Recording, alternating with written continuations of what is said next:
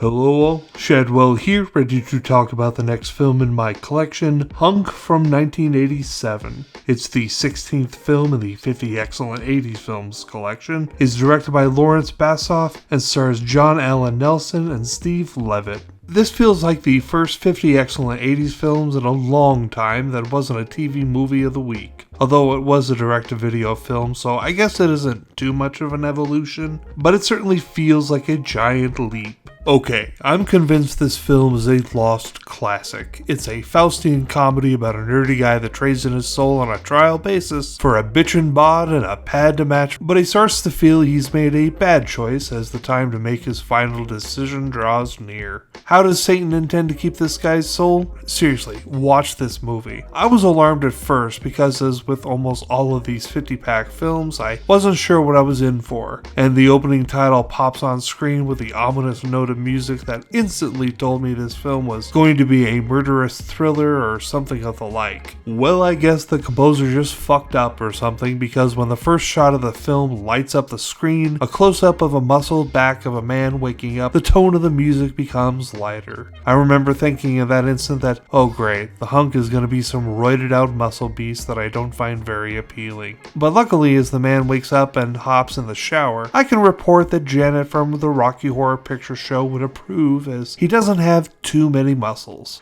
This film is funny. It's really funny, which I also found as a huge surprise that I responded to it as positively as I did. I thought it would be mildly amusing at best, but what I got felt a lot like the first stab at the Brendan Fraser Elizabeth Hurley remake of the Dudley Moore comedy Bedazzled, which means that although not original in the large scheme of things, it did do the sexy vixen demon thing before the 2000 Bedazzled did. And for my money, this film is almost just as good. But don't let that let you think this movie doesn't have it, because it has it in spades. It even has a funny Satan, and you know you can't go wrong with a funny Satan. I was also shocked at how clean and crisp this film looked, seeing how it was a 50-pack film. They usually have ass transfers, but the transfer for Hunk, other than one moment before the film even starts proper, is pretty good looking. A good-looking hunk all around, I guess. Which is why I'm giving this film a B+, because it was way better than expected. Tomorrow we go back to the Exorcist franchise with Legion, a special director's cut of The Exorcist 3. See y'all then.